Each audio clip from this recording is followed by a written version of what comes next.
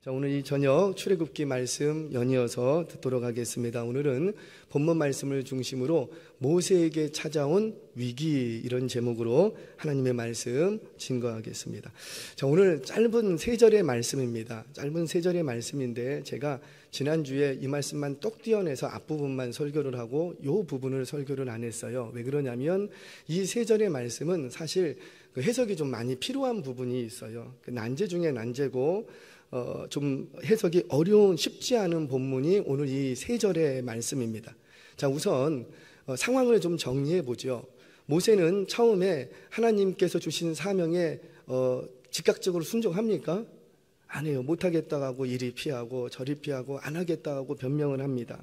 그렇게 하나님의 명령에 불복하다가 하나님의 설득과 하나님이 보여주신 이적을 체험하면서 자신의 계획을 내려놓고 이제 겸손하게 순종으로 딱 들어갔어요. 그리고는 생명을 건 여행을 시작합니다. 여러분, 40년 동안 안전하게 지냈던 이드로의 집을 떠나게 돼요. 이게 쉬웠을까요? 하루 이틀도 아니고 1, 2년도 아니고 40년 동안 아무 근심 걱정 없이 위험한 일 안 당하고 마음 편하게 지냈던 그곳이에요. 그런데 그곳을 이제 떠나야 되는 거예요. 이때 두 아들과 아내를 데리고 출애굽을 위한 이제 여정을 시작합니다. 자, 그런데 이 과정에서 우리 하나님께서 모세에게 갑자기 나타나셔서 모세를 죽이려고 하는 거예요.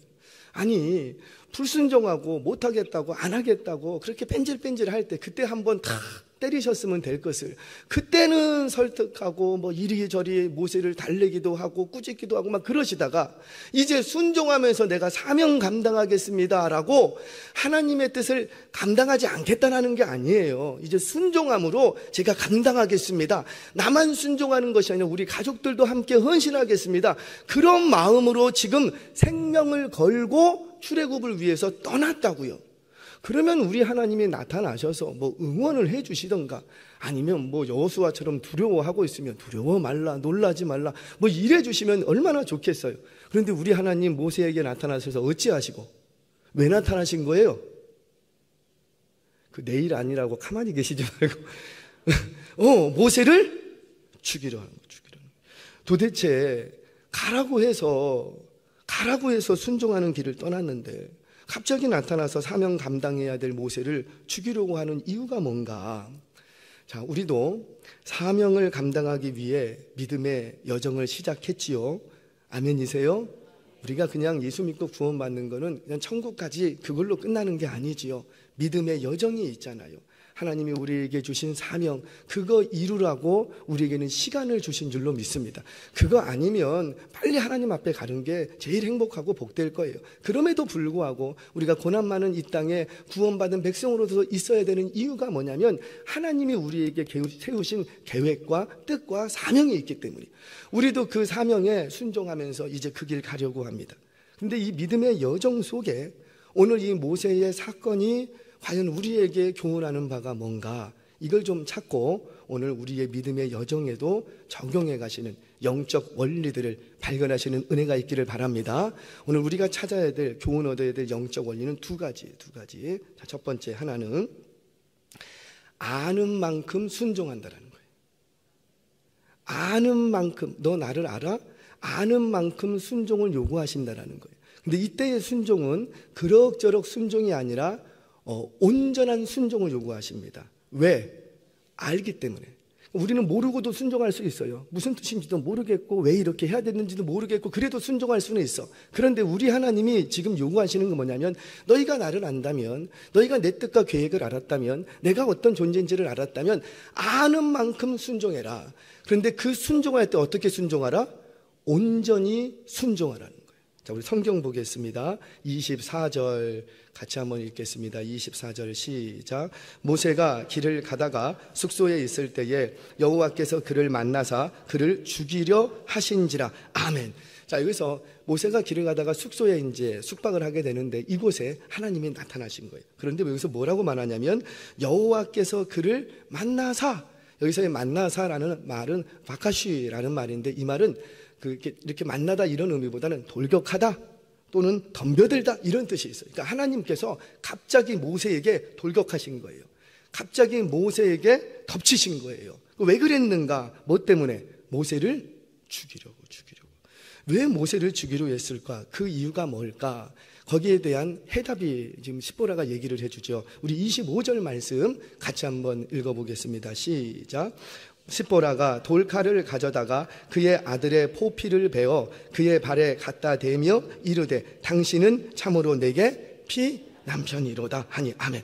뭐 때문이었다? 할례의 문제였다는 거예요. 할례의 문제, 할례를 하지 않았기 때문에 이제 하나님이 모세를 죽이려 했고, 할례를 하는 순간 하나님께서 모세를 놔줬다는 거예요. 살려줬다는 거예요. 지금 이 사건은 뭐하고 연결되어 있는 거냐면 할례의 문제였습니다. 할례. 자, 여기서 그의 아들의 포피를 베다 이렇게 얘기를 합니다.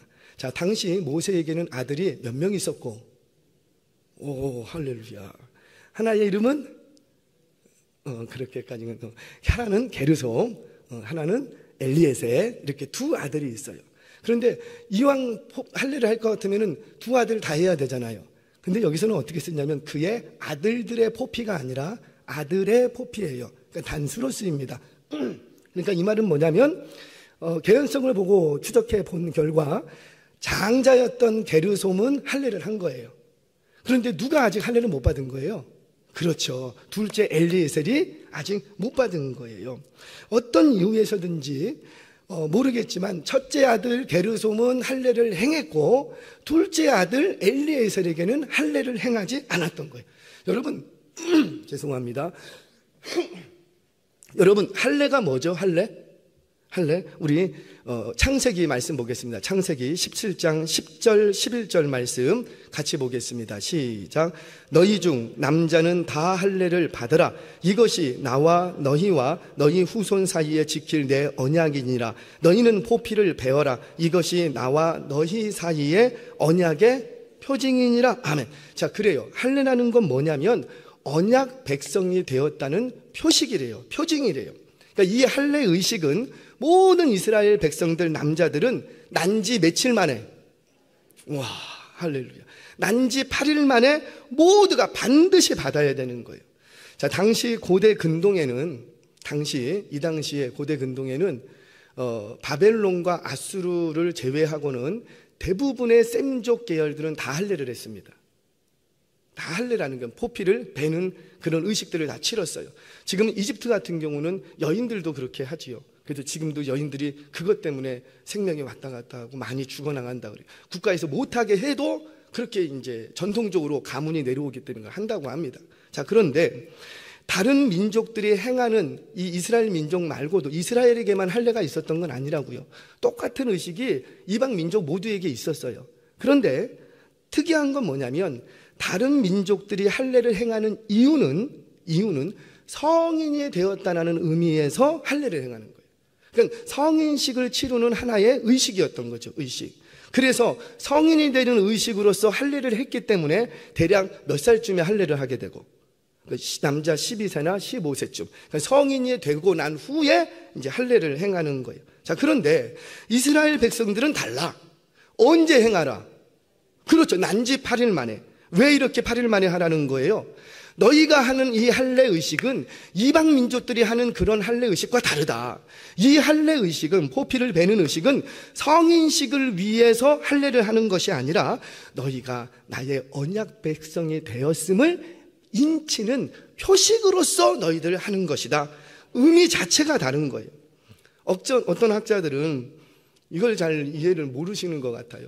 여러분들이 유튜브에서 나오는 무슨 신학교, 무슨 신학대학교 교수님만 다 믿으시면 안 돼요. 신학도 계열이 있어요. 잘 보셔야 돼. 구분을 하셔야지 돼. 어떤 분 나오셔서 그래요.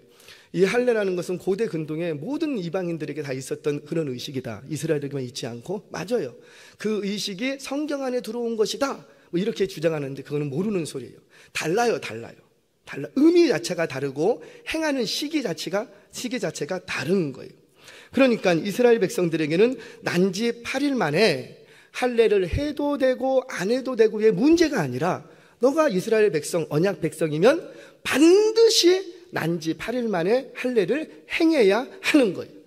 우리 예수님도 이 율법을 따라서, 이 하나님의 뜻을 따라서 난지 8일 만에 할례를 하십니다. 자, 그런데 이제 출애굽 백성의 영도자가 되어야 할 이 모세가 자신들의 아들들 모두에게 할례를 행하지 않은 거예요. 아니, 지금 하나님의 뜻을 이루겠다고, 하나님의 뜻을, 하나님의 계획을, 하나님의 말씀에 순종하겠다고 지금 나가는 모세라고요. 이 모세는 이 모세의 말 한마디에 출애굽을 할 수도 있고 못할 수도 있고, 이스라엘의 200만에서 많게는 600만의 민족이 좌지우지하게 돼. 이스라엘의 영도자가 돼야 돼. 그러면 하나님의 말씀에 순종하는 최전방에 서 있다고요. 그럼 리더로서 어때야 돼요? 다른 사람은 몰라도 이 모세의 가정만큼은 하나님의 말씀에 온전히 순종을 해야 되는 거예요. 자신의 가족들에게도 할례를 반드시 행해야 될 할례를 행하지 않으면서 어떻게 하나님의 말씀에 순종하는 리더로 인정받을 수 있겠냐는 거예요. 그러니까 이거는 지금 모세를 통해서 하나님이 일하시려고 하는데 하나님의 역사를 가로막을 수도 있는 거예요. 왜? 영도자의 권위가 막 흔들려 버리면 안 되잖아요. 자, 우리 성경 보겠습니다. 마태복음 5장 16절 말씀 같이 봅니다. 시작. 이같이 너희 빛이 사람 앞에 비치게 하여 그들로 너희 착한 행실을 보고 하늘에 계신 너희 아버지께 영광을 돌리게 하라. 아멘. 그래요. 우리 믿음의 백성들은 믿음의 가정에게도 본이 되어야 하지만 세상 사람들 앞에서도 말씀에 순종하는 착한 행실로 본을 보이시기를 바랍니다. 그래서 사람들은 어때요? 하나님을 보고 하나님을 믿는 것이 아니라 누구를 보고? 그 하나님의 살아계신 말씀에 순종하는 그 순종을 보고 하나님을 믿는 거예요. 그런 점에서 모세는 영도자로서 먼저 본이 되어야 권위가 생길 터인데 언약 백성으로서 반드시 행해야 할 할례를 아들에게 행하지 않았던 거예요. 자, 그런데 여기서 중요한 건 뭐냐면 모세가 하나님을 모르는 것도 아닌데, 그리고 이드로의 가정, 장인 이드로의 가정 역시 아브라함의 후처의 소생들이라고요. 구드라라는 후생의 자녀들이에요. 그러니 이 이드로가 하나님을 전혀 모른다고 말할 수가 없는 거예요. 나중에 보면 나타납니다. 이드로가 하나님을 알아요. 모세도 하나님을 알고 이드로도 하나님을 알음에도 불구하고, 그리고 이전에 할례를 아들에게 행한 적이 없었냐? 그것도 아니고 했었다고요. 그런데 왜 이번에는 안 했냐라는 거예요. 왜 그랬을까요?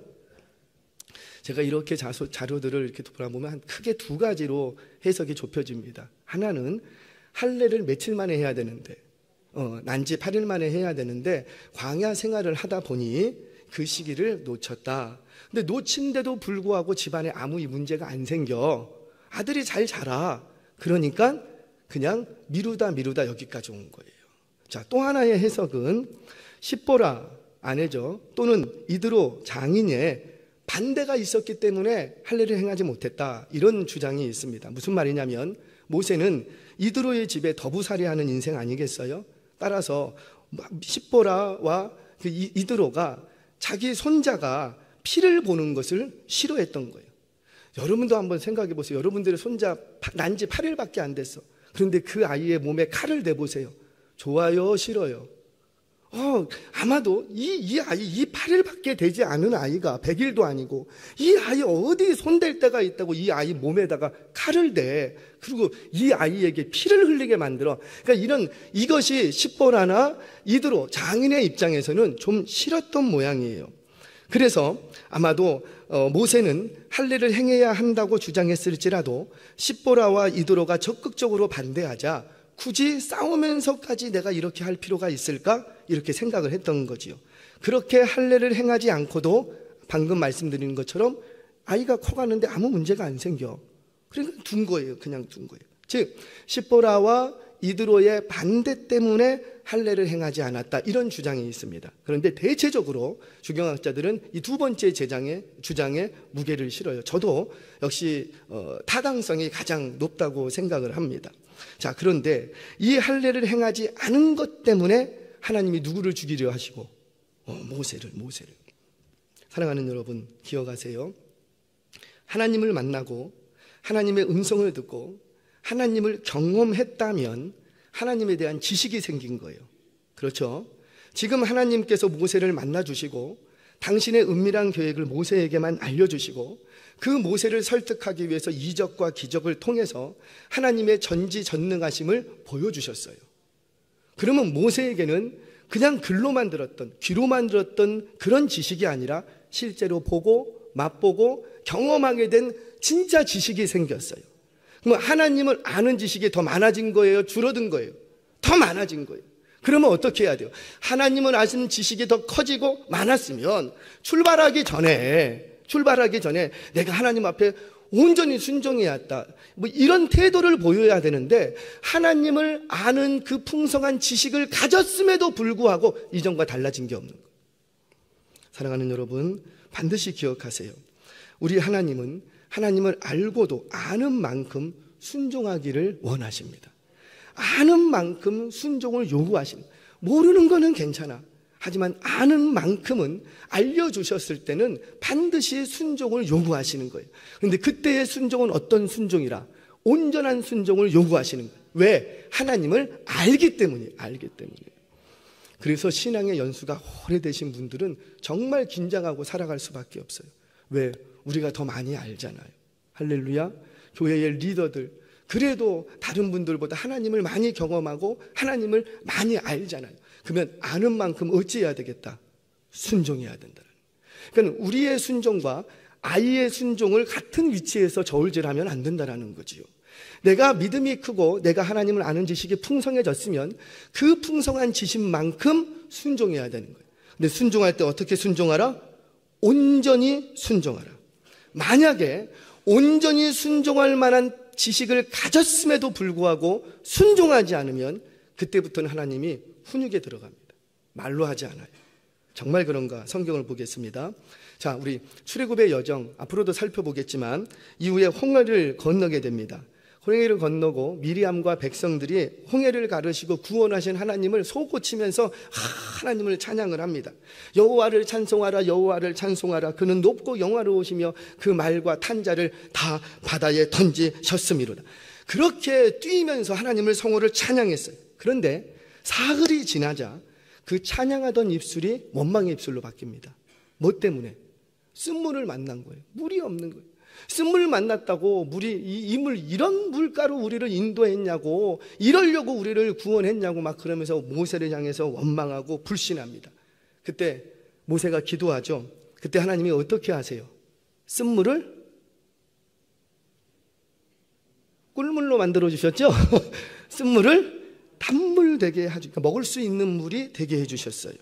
자, 신광야에 들어섰습니다. 이제 애굽에서 가지고 나왔던 먹거리가 다 떨어졌어요. 그러자 이들이 하는 얘기가 뭐냐면, 애굽 고기 가마 곁에서 고기 먹던 세월이 좋았지, 막 그렇게 애굽을 추억하면서 애굽으로 돌아가려고 해. 이것도 원망이요, 불신이요, 불순종이요, 불신앙이. 그런데 이때 하나님이 어떻게 하세요? 만나와 메추라기로 먹이십니다. 자, 르비딤 골짜기에 왔어요. 물이 없어. 그때도 또 물이 없어서 모세를 죽이려고 합니다. 돌로 쳐 죽이려고 하고. 뭐예요? 하나님을 향한 원망과 불신과 불신앙이에요. 그런데 그때 하나님이 어떻게 하세요? 반석을 쳐라, 그 입을 치라, 이렇게 안 하시고요. 반석을 치라, 반석을 쳐서 물을 내십니다. 자, 이곳에서 아말렉이라는 도적대과 전쟁이 일어나죠. 이스라엘 백성들은 한 번도 전쟁을 해본 적이 없어요. 까마득해. 그들이 400년 동안 했던 일은 곡괭이질이에요. 뭐 벽돌 쌓고 지푸라기 떼고 그 일만 해왔던 사람들이라고요. 그런데 어떻게 광야의 강도 때, 아말렉은 강도 때거든요.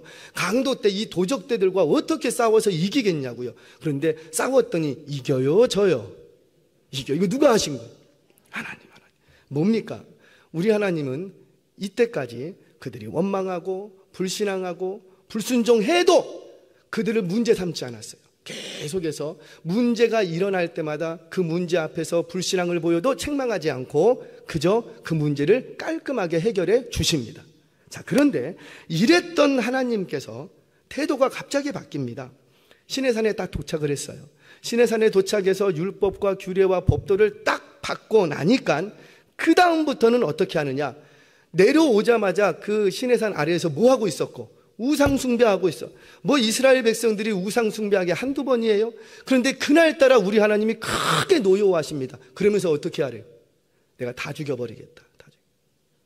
아니, 산에 올라갈 때하고 내려올 때하고 우리 하나님의 이스라엘 백성들을 대하는 태도가 달라져요. 그 다음부터 원망하고 불평해요? 그러면 바로 우리 하나님이 죽여버리십니다.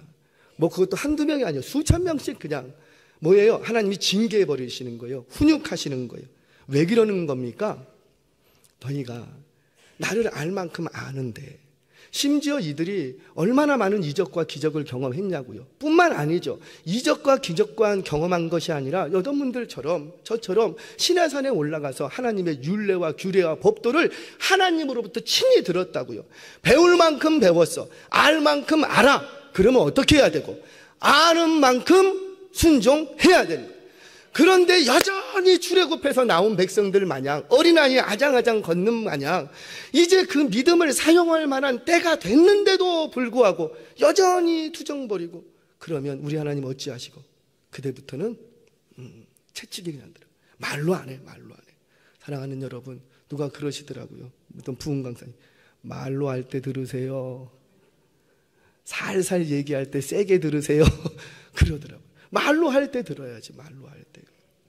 사랑하는 여러분, 이제 저와 여러분의 순종의 단계도 높이시기를 바랍니다.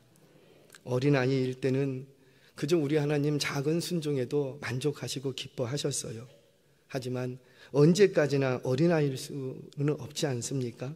이제 신앙의 연수가 더 오래되고 믿음이 더 깊어지고 하나님을 내가 조금 더 알게 되었다면, 체험했다면 이제 어린아이의 수준에서의 순종을 넘어 더 온전한 순종으로 나아가실 수 있는 저와 여러분 되시기를 주의 이름으로 축원합니다. 자, 첫 번째, 우리 하나님 이 사건을 통해서 우리에게 요구하시는 게 뭐라? 아는 만큼 순종. 그런데 그 순종은 온전한 순종이에요. 왜? 알기 때문에.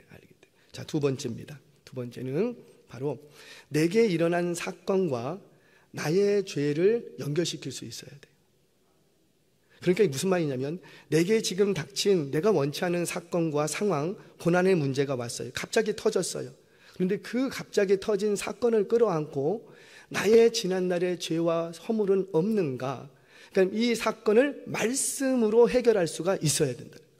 이 문제를 들고 원망하고 불평하고 왜 이러십니까? 울고 불고 할 정신이 아니라 그 상황을 당황스럽겠지만 그 상황을 딱 맞다, 주여, 내가 혹시 하나님 앞에 순종하지 못한 것은 없습니까?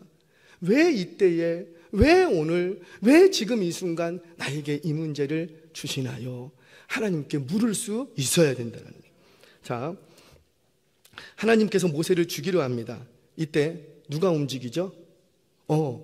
모세가 움직이는 게 아니고 십보라가 황급히 아내가 움직입니다. 그리고는 아내가 갑작스럽게 뭘 끌어안고 돌칼을 꺼내서 시키지도 않았는데 그냥 자기 손으로 그 둘째 아들의 포피를 잘라내버렸어요. 우리 성경 봅니다. 25절, 26절 같이 읽겠습니다. 시작. 십보라가 돌칼을 가져다가 그의 아들의 포피를 베어 그의 발에 갖다 대며 이르되 당신은 참으로 내게 피 남편이로다 하니 여호와께서 그를 놓아 주시는지라. 그때 십보라가 피 남편이라 함은 할례 때문이었더라. 아멘. 자, 여기서 당신은 참으로 내게 피 남편이로다. 이 말이 무슨 말이냐면, 당신은 참으로 그러니까 당신은 기어이 내게 피를 보게 하는 남편이군요. 지금 그 얘기를 하는 거예요. 무슨 말이냐면, 방금 전에도 얘기했지만 첫째 아들을 할례를 행할 때는 십보라가 그냥 그걸 잘 모르니까 그렇게 해 라고 했던 모양이에요. 그런데 막상 첫째 아들이 할례를 하면서 피를 흘리는 거 보니까 이 엄마의 마음이 좀 안 좋았던 것 같아. 속상했던 것 같아. 그리고 세 번이나 둘째 아들을 또 할례를 행하려고 딱 하니까 어때요? 그때 생각이 나는 거예요. 안 된다고. 지금 이 아이가 지금 난 지 8일밖에 안 됐는데 이 아이 몸에 뭐 손댈 게 뭐 있다고, 당신이 아버지 맞냐고. 안 된다고. 할례를 행할 것 같으면 다른 민족 보라고, 나이 좀 먹고 좀 애가 좀 큰 다음에 좀 참을만 하면, 피를 좀 흘려도 괜찮을만 하면 그때 가서나 좀 해라. 여러분도 한번 상상해 가세요. 우리 이렇게 살을 베어내면 피가 나오는데 그 지혈하는 것도 쉬워요, 어려워요? 여러분들은 우리 아이들 막 조금만 뭐 피가 나도 막 엄마가 입으로 착 하고 막 빼, 그러지 않아요. 그런데 난지 8일 만에 된 아이, 그때 당시에 뭐 지혈제가 뭐가 얼마나 있었고 의료기술이 얼마나 있었겠어요. 근데 난지 8일밖에 안 된 아이를 어떻게 그 몸에 칼을 대냐고, 피를 흘리게 하냐고. 그러니까 이게 싫었던 거예요. 그래서 모세를 막았던 거예요. 이때 이드로가 도왔을 수도 있어요. 자네. 그런데 이제 이 이드로의 가정이 전혀 하나님을 모르는 가정이 아니라고요. 그럼에도 불구하고 하나님의 뜻을 거부했던 거예요. 적극적으로. 자, 우리 성경을 보겠습니다. 출애굽기 18장 10절에서 12절 말씀 같이 읽겠습니다. 시작. 이드로가 이르되 여호와를 찬송하리로다. 너희를 애굽 사람의 손에서와 바로의 손에서 건져내시고 백성을 애굽 사람의 손에서 건져내셨도다. 이제 내가 알았도다. 여호와는 모든 신보다 크심으로 이스라엘에게 교만하게 행하는 그들을 이기셨도다 하고 모세의 장인 이드로가 번제물과 희생제물을 하나님께 가져오매 아론과 이스라엘 모든 장로가 와서 모세의 장인과 함께 하나님 앞에서 떡을 먹으니라. 지금 뭐래요? 모세가 출애굽하고 나서 이드로를 만났어요. 장인을 오랜만에 만나서 그간에 있었던 얘기를 쭉 해줍니다. 그러니까 이 이드로가 그 이야기를 듣고는 바로 엎드러져서 하나님을 찬송합니다. 경외하는 거예요. 그리고는 어떻게 하고 모세와 함께 하나님 앞에 제사하고 그 모세와 함께 하나님 앞에서 음식을 먹었대요. 그러면 이 이드로는 하나님을 아는 족속이라는 거예요? 모르는 족속이라는 거예요? 그렇죠. 하나님에 대한 지식을 있지요. 그러면 그 딸이, 며느리가 좀 그러면 그 자기 딸이 그러면 아버지가 제사장이라고요. 아버지가 하나님을 아는 지식이 있어. 그러면 어찌해야 돼요? 아무리 그래도 너 그러면 안 돼. 남편 말을 들어야 돼. 이건 하나님의 법이야. 가르쳤어야지. 가르쳤어야 될 이드로가 가르치지를 않습니다. 몰라요. 이드로가 이 십보라가 세서 그랬는지는 모르겠지만 하여튼간 드세서 그랬는지 모르겠지만 아버지도 이겨먹고 누구도 이겨먹고 모세. 남자가 나이가 점점 많아지면 여자가 무섭다고 하지요. 여자 말 잘 들어야 된다. 그래야지 밥이라도 주워 먹는다고 어른 목사님들은 저한테 그렇게 얘기하시더라고요. 모세 나이가 몇 살? 들을만 해요? 안 들을만 해요? 아내 말 들을만한 나이인 것 같아요. 그런데 어떻습니까? 아무리 그래도 모세는 어땠어야 돼요? 아니다. 당신 그렇게 속상해도 당신이 그렇게 사랑하는 거 알지만 이 아들은 하나님의 언약 백성이야. 반드시 했어야 돼 라고 또 가르쳤어야 돼. 그런데 그 누구도 이걸 못했던 거예요. 한마디로 십보라를 이기지 못했어요. 그런데 그때 그랬던 십보라가, 하나님의 율법을 알면서도 적극적으로 거부했던 십보라가 이번에는 어떻게 합니까? 남편을 살리기 위해서 가장 먼저 움직입니다. 가장 먼저. 뭘 보여줘요? 지금 이 사건을 통해서, 그러니까 하나님이 자기 남편을 죽이려고 찾아오신 이 사건을 통해서 뭘 깨닫게 된 거예요? 자신의 지난날의 어리석음을 깨달은 거예요. 그게 몇 년 전일지는 모르겠으나 자신의 지난날의 죄를 이거 할례 때문에 하나님이 오셔서 내 남편 죽이려고 하는구나. 그 즉시로 십보라가 딱 깨달아 버립니다. 그리고는 자신이 엎드려가고 바로 아들을 할례를 하는 거예요. 사랑하는 여러분, 우리에게도 여러분에게도 갑작스런 고난의 사건을 당할 때가 있지요. 생각지 못했던 사건. 그 고난의 사건을 통해서 지난날의 죄와 실수를 깨닫게 되는 은혜가 있기를 축복합니다. 그래서 십보라는 당신이 기어이 내게 피를 보게 하는군요 라고 고백했던 거예요. 물론 이 사건 이후로 모세도 크게 깨닫습니다. 그리고는 두 아들과 아내를 장인에게 돌려보내. 여러분, 힘들고 어려웠을 때는 좀 가족이 옆에 있으면 얼마나 좋겠어요. 그래서 모세도 데리고 갔을 거예요. 그런데 이 사건을 딱 경험하고 나서는 아하, 이 앞으로 있을 출애굽의 여정이 녹록지 않은 여정이구나. 내가 이 사랑하는 아들과 또 사랑하는 아내가 내 옆에 있으면 내가 혹여나 하나님의 뜻을 거스를 수도 있겠구나. 그 생각을 하고는 철저하게 순종하기 위하여서 사랑하지만 그 아버지 이 장인에게 다 돌려보냅니다. 그리고는 홀로 외로운 길을 출발하는 거예요. 뭐 때문에? 하나님의 사명을 감당하기 위하여 온전히 순종하기 위해서. 사랑하는 여러분, 내게 닥친 사건이 있다면 그 닥친 사건을 통해서 나의 지난날의 죄와 허물과 실수는 없는지 깨닫게 되는 은혜가 있기를 주의 이름으로 축원합니다. 한 목사님이, 집사님 때 일이에요. 지금 목사님이 되셨어요. 좋은 회사에 들어갔습니다. 월급을 많이 받고 가정이 참 믿음도 좋아. 아내도 믿음 좋은 아내를 만났어요. 그리고 본인도 믿음이 참 좋아. 신실해. 이 둘 사이에 자녀가 없었어요. 기도합니다. 주님, 자녀 하나만 주세요. 자녀 하나만 주세요. 그렇게 기도를 합니다. 그때 하나님께서 어찌 그 기도에 응답을 해주셨는지 아들을 하나 주셨어요. 근데 이 아들을 딱 출생을 했는데 그 병원이 뒤집어졌다. 이 아이가 숨을 제대로 못 쉬어. 심장에 구멍이 3개야. 구멍이 나서 출생을 한 거예요. 거기다가 출생하면서 엄마 뱃속에서 태변을 먹었대요. 그래갖고 이 아이가 살아도 이건 살지 못할, 정상적이지 못할 것이다. 바로 인큐베이터에 들어가갖고 이 아이들을 어떻게 살리려고 합니다. 그때 이 부부가 할 수 있는 게 뭐밖에 없어요? 기도. 아무것도 부족한 게 없고, 직장 좋지, 돈 많이 벌지, 믿음 좋은 아내 있지, 그렇게 원했던 자식도 있지. 그런데 이 자식의 심장에 구멍이 3개가 뚫어진 이 사건 때문에 이 부부가 이제 새벽에 엎드려서 하나님 앞에 기도합니다. 하나님, 왜 나한테 이런 아들 좀 주시려면 좀 번듯한 자녀를 주시든가, 아니면 안 주시든가, 아니 어쩌라고 저 어린 아이의 심장에 구멍이 3개씩이나 뚫어지게 있습니까? 숨을 쉴 때마다 피가 막 흘러나오게 하십니까? 그렇게 기도를 하는데 하나님의 음성이 들리더래요. 너 기억나니? 너 기억나니? 이 남편이 젊은 시절 하나님 만나고 서원을 했던 거예요. 내가 장차 결혼을 하고 하나님 나라를 위해서 살겠습니다. 목회자의 길을 가겠습니다. 결단을 하고 하나님 앞에 서원했어. 그런데 공부도 잘해. 좋은 대학 들어가서 좋은 데 길이 팍팍팍팍 열려. 그러니까는 목회의 생각이 없어. 그리고는 오로지 이쁜 여인, 믿음 좋은 여인, 나에게 자기 좀 잘해줄 수 있는 여인, 그 여인만 찾아다닌 거야. 그렇게 해서 원하는 대로 됐어. 그러니까 하나님의 길을 갈 생각을, 목회자의 길을 갈 생각을 하는, 그리고는 그걸 깨닫게 하시더래요. 그리고는 목회자의 길을 가. 이 아이 때문에 병원을 갔어요. 그랬더니 의사가 하는 얘기가 참 기가 막혀. 글쎄, 이 아이가 크게 울어도 안 된대.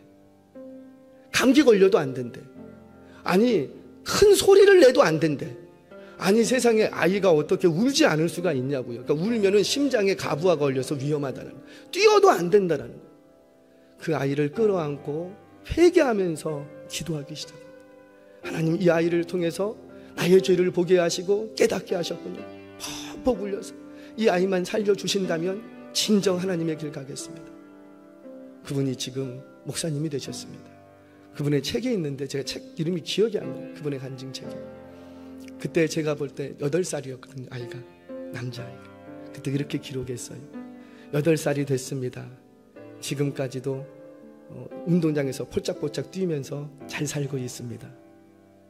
그런데 여전히 심장에서 구멍은 3개 그대로 있습니다. 사랑하는 여러분, 여러분들에게 지금 어떤 고난의 문제가 왔습니까? 당황스러운 문제가 왔습니까?